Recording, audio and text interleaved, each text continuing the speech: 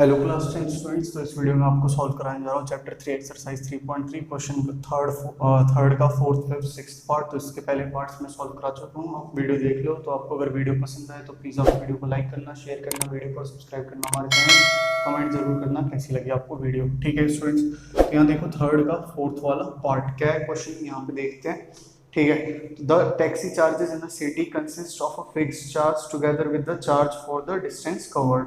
तो आपका taxi charge है, आपका सिटी में आप जानते हो सिटी में टैक्सी चार्ज होता है, ऑटो चार्ज होता है। तो उसमें क्या होता है, आप बैठते हो आपका फिक्स चार्ज लग जाता है। ठीक है, आप बैठते हो, जैसे कि यहाँ पे अभी शायद रेट है 25 या 30 रुपीज़ है ऑटो का, टैक्सी का मेरे को पता नहीं है, 25 या 30 है ऑटो का। और उसके बाद पर किलोमीटर फिर उनके चार्जेस होते रहते हैं। तो यानी आपका एक फिक्स चार्ज है। ठीक है, अब वो फिक्स चार्ज देखते हैं क्या है क्या नहीं है। फिर the charge for the distance covered, तो आपका हर 1 किलोमीटर का कितना चार्ज होगा, क्या नहीं होगा, वो आपका क्या कहते हैं लगता है। For a distance of 10 kilometre charge paid is 105 rupees. यानी टोटल जो चार्ज पे हुआ आपका वो 105 रुपीज़ हुआ और 10 किलोमीटर का डिस्टेंस ट्रेवल किया। तो यानी आपका स्टूडेंट किसी ने भी, मान लो आप ही हो, तो आपने 10 किलोमीटर का तो ट्रेवल किया ही किया, उन 10 किलोमीटर के तो आपके पैसे लगे ही लगे, प्लस में आपका फिक्स चार्ज भी लगा है। ठीक है, फिक्स चार्ज भी लगा, और इन दोनों को टोटल करके आपका कितना है, 105 है। ठीक है स्टूडेंट्स, फिर देखो आपका and for a journey of 15 kilometre, तो चार्ज पेड हुआ आपका 155 रुपीज़। तो क्या फिक्स चार्ज होगा और क्या चार्ज पर किलोमीटर होगा। और फिर how much does a person have to pay for travelling a distance of 25 kilometre. तो कितना एक पर्सन को आपका पे करना पड़ेगा 25 किलोमीटर का डिस्टेंस ट्रेवल करने के लिए। तो ये लीनियर इक्वेशन है, आपको दो चीजें लेट करनी होती है, पेयर ऑफ लीनियर इक्वेशन है ऊपर से आपका, तो दो पेयर मतलब पेयर्स बनेंगे, दो इक्वेशन बनेगी आपकी। और आपको बोल भी रखा है कि क्या फिक्स चार्ज होगा और क्या चार्ज पर किलोमीटर होगा। तो आपको ऐसा कुछ पता नहीं है, आप लेट करोगे, let the fixed charge be, let the fixed charge be X rupees. ठीक है, एंड द फिक्स चार्ज के बाद है and the charge per kilometre, and the charge per kilometre be Y rupees. ठीक है, तो फिक्स चार्ज का आपका एक्स रुपीज है और चार्ज पर किलोमीटर का वाई रुपीज है। तो टोटल आपका 105 रुपीज लगा। कब? जब आपका आपने ट्रेवल किया होगा, आप बैठे और आपका फिक्स चार्ज लग गया, प्लस में और ऐड हुआ कितना, 10 किलोमीटर आपने ट्रेवल किया, तो 10 किलोमीटर का अलग से ये चार्ज। ठीक है, और आप बैठे उसका ये अलग से चार्ज है। तो ये इक्वेशन फर्स्ट हो गई। फिर आप 15 किलोमीटर आपने ट्रेवल किया और आपका चार्ज लगा 155 रुपीज़। ठीक है, तो 15 किलोमीटर यानी चार्ज पर किलोमीटर आपका 15 हुआ है, प्लस में आपका क्या होगा, फिक्स चार्ज लगा होगा, फिक्स चार्ज प्लस में आपका 15 किलोमीटर आपने ट्रेवल किया, तो टोटल कितना लग गया आपका 155। ठीक है, तो यहाँ पे हम कर देते हैं इसको, कोई भी सब्स्टिट्यूशन ले लो कुछ भी। तो x को ही ले लेता हूँ जैसे मैं, तो x इक्वल्स टू आपका 105 माइनस 10y। ठीक है, तो ये जो x equals to 105 minus 10y आया है, तो इसको put value of x in equation 2। तो इक्वेशन 2 में मैंने इसकी वैल्यू पुट कर दी। ठीक है स्टूडेंट्स, तो यहाँ देखो आपका x plus 15y equals to 155।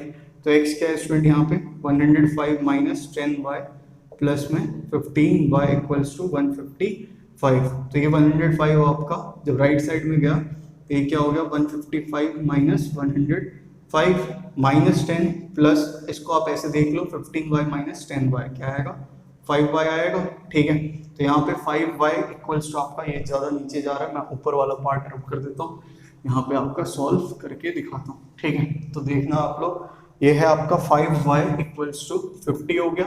ठीक है, 5y इक्वल्स टू 50, तो ये 5 से ये 50 कैंसिल 10, तो y इक्वल्स टू क्या आ गया आपका 10 रुपीज़।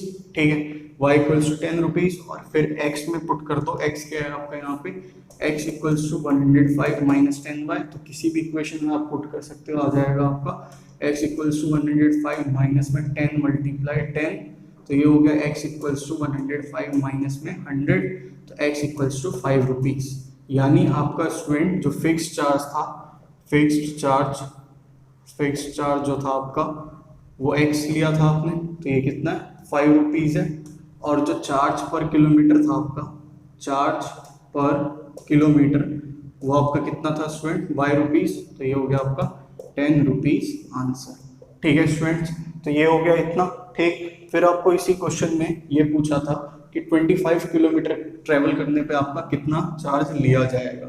25 किलोमीटर ट्रेवल करने पे कितना चार्ज लिया जाएगा, यानी आपका फिक्स चार्ज तो होगा ही होगा, उसमें ऐड क्या होगा, 25 किलोमीटर आप चले होगे तो चार्ज, जो डिस्टेंस पर किलोमीटर है उसका चार्ज x प्लस 25y, तो x कितना आपका 5 प्लस में आपका y कितना है 10, 25 मल्टीप्लाई 10, तो ये हो गया स्टूडेंट आपका 5 प्लस में 250, और ये हो गया आपका 255 रुपीज, ये आंसर। तो आपका 25 किलोमीटर ट्रेवल करने के लिए स्टूडेंट आपका कितना लग गया यहाँ पे, ये लग गया 255 रुपीज। ठीक है स्टूडेंट्स, फिर देखो आपका इसका फिफ्थ वाला पार्ट कैसे होगा, ये फिफ्थ वाला पार्ट इसका सॉल्व।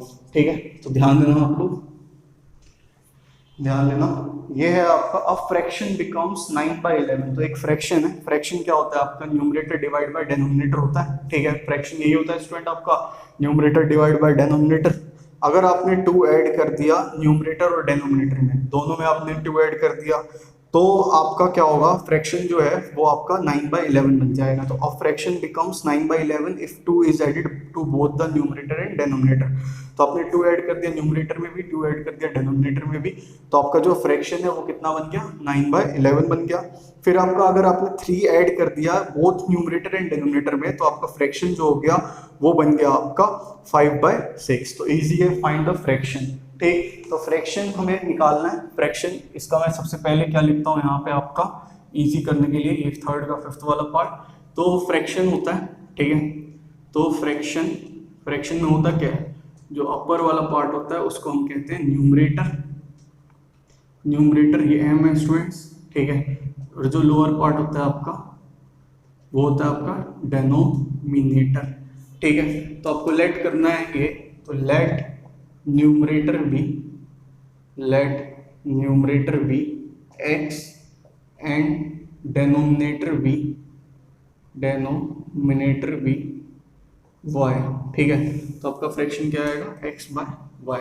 तो आपका क्या बोला है स्टूडेंट फर्स्ट पार्ट में कि if 2 is added to both the numerator and denominator, तो 2 ऐड कर दिया आपका न्यूमरेटर में भी, 2 ऐड कर दिया डेनोमिनेटर में भी, तो फ्रैक्शन बन गया आपका 9/11। तो इसको सॉल्व करते हैं, इसका लीनियर इक्वेशन बनाते हैं, फिर दूसरे वाले पार्ट में जाएंगे। तो आपका 11 जो है वो क्रॉस मल्टीप्लाई यहाँ पे, और जो ये y + 2 है क्रॉस मल्टीप्लाई यहाँ पे। ठीक है, तो ये इधर का साइन, ये इधर का। ठीक है, तो ये हो गया आपका 11 ब्रैकेट में आपका x + 2 = 9 ब्रैकेट में y + 2।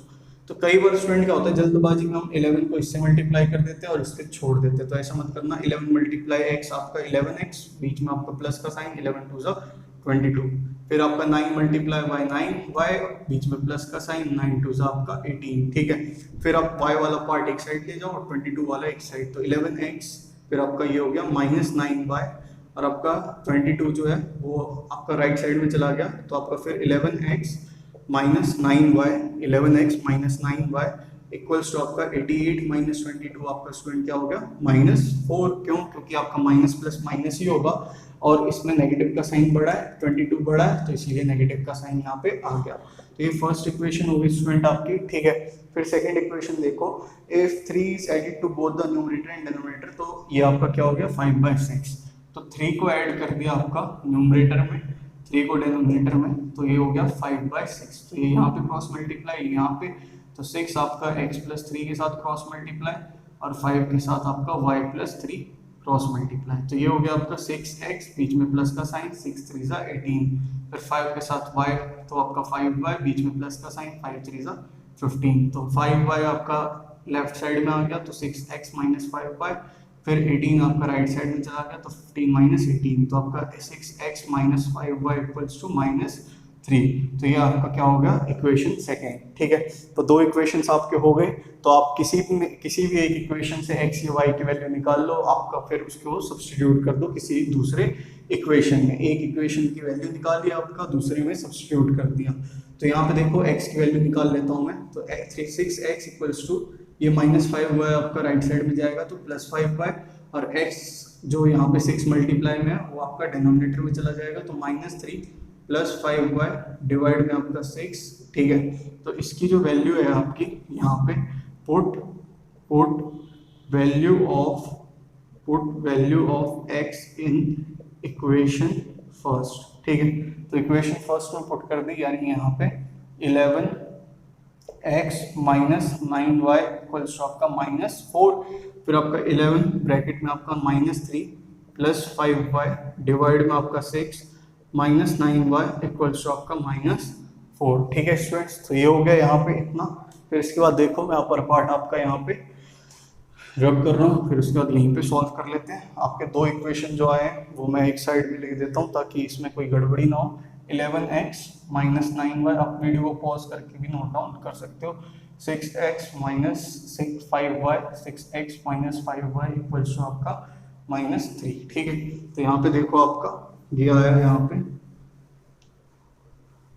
ये आपका यहाँ पे आया है, ये हो गया 11 मल्टीप्लाई -3 आपका -33, बीच में प्लस का साइन, 11 5 जा 55y डिवाइड में आपका क्या है 6 माइनस 9y इक्वल्स टू आपका -4, ठीक है। तो यहाँ पे देखो आपका 1 एलसीएम, 1 और 6 का एलसीएम क्या हो जाएगा, 1 एलसीएम क्या, 1 डिनोमिनेटर में 1 और 6 का एलसीएम 6, फिर आपका 6 को 6 से डिवाइड किया, इस नंबर को इससे, तो 1 आया, इससे मल्टीप्लाई कर दिया -33, बीच में प्लस का साइन, फिर इसको इससे डिवाइड किया 1 आया और इससे मल्टीप्लाई किया आपका प्लस 55y, फिर आपका इसको इससे डिवाइड किया 6 और 6 9 था 54, तो ये -54y इक्वल्स टू -4, ठीक है। तो ये हो गया स्टूडेंट यहाँ पे -33 plus 55y minus 54y plus y, और आपका ये 6 4 जा 24 -24, फिर आपका -33 जो है राइट साइड में चला गया, तो -24 प्लस में आपका 33 माइनस 24, ये हो गया आपका y आंसर, ठीक है। तो y आंसर हो गया इसका, ठीक। तो y हो गया इसका आंसर। अब इसकी वैल्यू जो है हम किसी में भी पुट कर देते हैं, आपका आंसर आ जाएगा। मान लो इसी में पुट कर दिया सेकंड इक्वेशन में, तो x का आंसर आ जाएगा और फिर फ्रैक्शन आपके पास आ जाएगा। तो 6x minus 5 multiply 9 equals to -3, तो ये हो गया आपका 6x माइनस 45 इक्वल्स टू -3, फिर 6x इक्वल्स टू आपका -43 प्लस 45, तो ये 6x इक्वल्स टू 45 माइनस 3 42, फिर 6 से ये कैंसिल, 7x इक्वल्स टू आपका 7 आ गया, ठीक है स्टूडेंट। तो x 7 y 9, तो आपका जो फ्रैक्शन है, फ्रैक्शन क्या है स्टूडेंट, आपका फ्रैक्शन है यहाँ पे x बाय y, तो 7 आपका x है और 9 आपका y है, तो आपका 7 बाय 9 क्या हो गया, आंसर आ गया। आपको दिखाई दे रहा है सही से, कोई दिक्कत तो नहीं हो रही देखने में, ठीक है। तो यहाँ पे 7 बाय 9 आपका क्या आ गया, फ्रैक्शन आ गया, ठीक है स्टूडेंट्स। तो यहाँ पे देखो आपका, यहाँ पे इसका 6th वाला पार्ट सॉल्व कराता हूँ मैं, ध्यान देना आप लोग। 6th वाला पार्ट सॉल्व कराता हूँ यहाँ पे।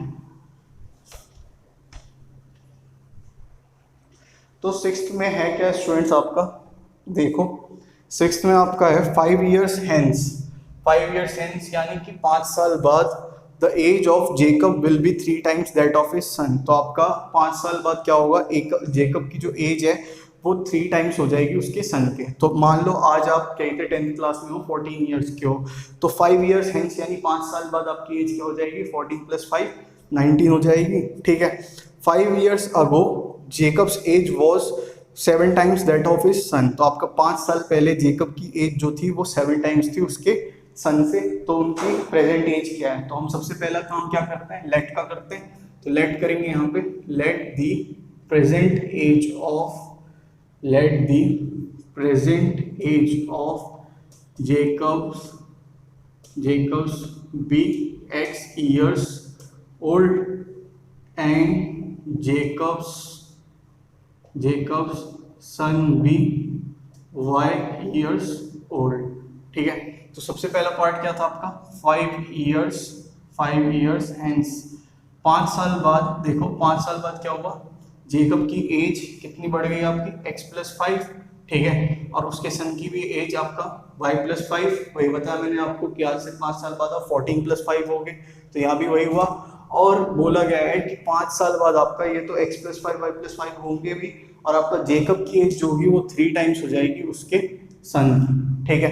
तो जेकब की जो एज है 5 इयर्स बाद वो 3 टाइम्स हो जाएगी उसके सन के एज के। तो इसको सॉल्व करते हैं, पहला इक्वेशन लाते हैं। तो आपका x + 5 इक्वल्स टू आपका 3y प्लस में आपका 15, फिर आपका 3y आपका लेफ्ट साइड में, तो x - 3y और 15 माइनस में 5, तो x - 3y इक्वल्स टू आपका क्या हो गया स्टूडेंट, यहाँ पे 10 आ गया। तो फर्स्ट इक्वेशन ये हो गई। फिर इसके बाद बोला 5 इयर्स अगो, तो 5 साल पहले, जैसे आप 5 इयर्स अगो जाओ, 5 इयर्स अगो, तो आप आज कितने साल के हो, 14 के हो। 5 इयर्स अगो आपकी एज क्या थी, 14 - 5 यानी 9 इयर्स, तो 14 - 5 हुआ था। तो वैसे ही जेकब की एज x - 5 और उसके सन की एज y - 5, तो इक्वल्स टू उसका साइन अभी लगाते हैं, was 7 times that of his son. तो जेकब की एज 5 इयर्स पहले उसके सन की एज से आपका कितनी थी, 7 टाइम्स थी। सन की एज 5 इयर्स पहले के आपका 7 टाइम थी, ठीक है। तो इसको सॉल्व करते हैं, x - 5 ये हो गया 7y, बीच में माइनस का साइन, और 7 5 से 35, फिर जो आपका 7y है वो आपका लेफ्ट साइड में ले आते हैं, तो x - 7y और आपका -35 plus 5x - 7y equals to आपका ये क्या हो गया, -30 हो गया, ठीक है। तो ये हो गया आपका इक्वेशन 2, ठीक।